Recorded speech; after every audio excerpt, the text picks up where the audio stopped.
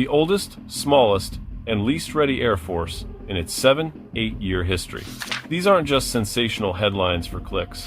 They are the stark, haunting words found in a joint letter signed by 22 National Guard adjutants general from nearly 24 states, sent directly to the United States Congress. This is an unprecedented event, signaling a crisis of confidence and hardware smoldering at the heart of the world's most powerful military. Imagine this. While global adversaries are aggressively launching modern warships and debuting 5th and 6th generation fighters, the backbone of the U.S. Air Force still relies on F-16S and A-10S manufactured during our grandfather's era. These airframes have served through decades of combat.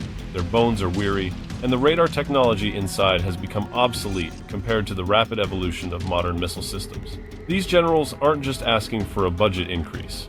They are demanding a strategic overhaul. The procurement of at least 100 new fighter jets every single year. This number is the survival threshold to ensure that if a conflict breaks out tomorrow, American pilots won't be stepping into a fight they've already lost before the wheels even leave the tarmac. To understand why the 100 aircraft figure is so critical, we have to dive deep into the capabilities of the beasts of the sky that these generals are desperate to acquire. The F-35A Lightning II and the F-15EX Eagle II. First, the F-35A, the digital battlespace dominator. This isn't merely a stealth plane. Its core capability lies in sensor fusion. The F-35 acts as a central brain in the sky. It can harvest data from enemy radars and infrared imagery from satellites, synthesizing it into a single, displayed right on the pilot's helmet visor. The F-35 allows a pilot to look through the floor of the cockpit to see the enemy below. Its stealth allows it to penetrate deep into anti-access area denial A2/AD zones, neutralizing air defense radars without ever being detected. Next, the F-15EX, the massive gunpowder magazine. In contrast to the stealthy F-35, the F-15EX is a bold statement of firepower. Upgraded from the legendary Eagle line, the F-15EX can carry up to 22 AIM-120D advanced medium-range air-to-air missiles.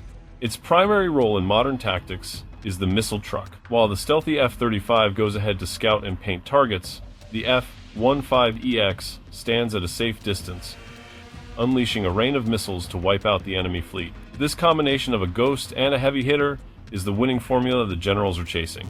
However, if one is missing, or if the numbers are too few, this formation can easily be overwhelmed by an adversary's mass over class swarm tactics.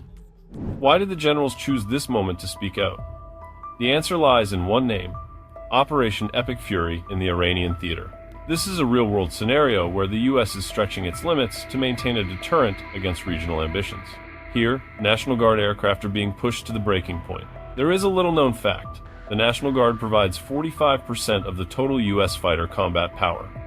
But for decades, they have been the ones receiving hand-me-down aircraft, used planes passed down from the active duty component.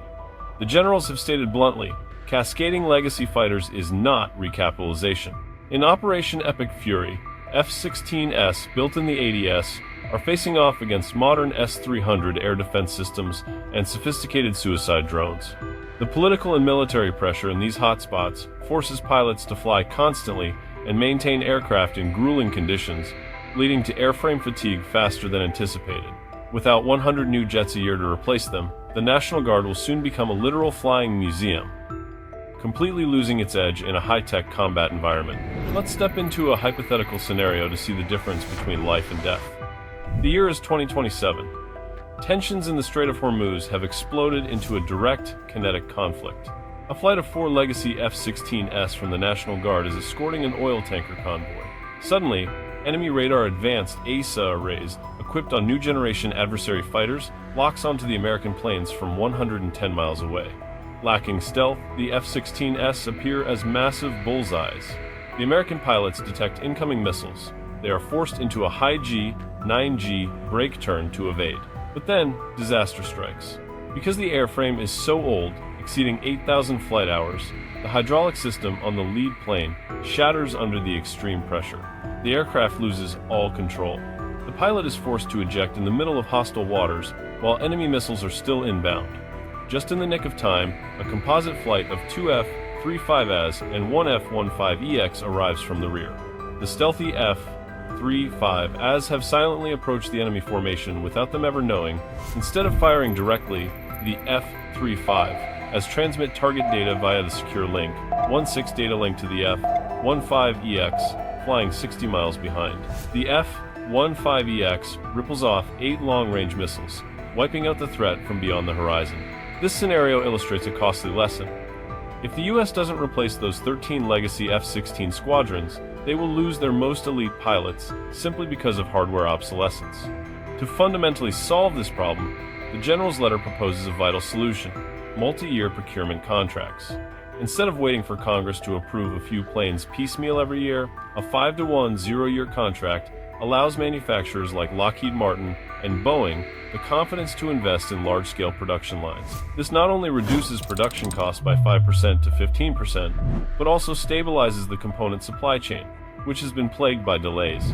The generals emphasize that if the US continues to buy fewer than 72 aircraft per year as it does now, it will never outpace the retirement rate of the legacy fleet. By 2030, nearly half of the current aircraft will no longer be airworthy. 100 aircraft per year isn't a wish list for defense contractors. It is the minimum requirement to maintain peace through a credible deterrent. The world is witnessing a massive shift in military power. These warnings from 22 generals aren't just for Congress. They are a reminder to us all about the price of stagnation. As aircraft from the 1970s rattle across the sky, America faces a choice: invest heavily in the technology of the future or watch its air superiority slip away. Thank you for joining us for this deep dive.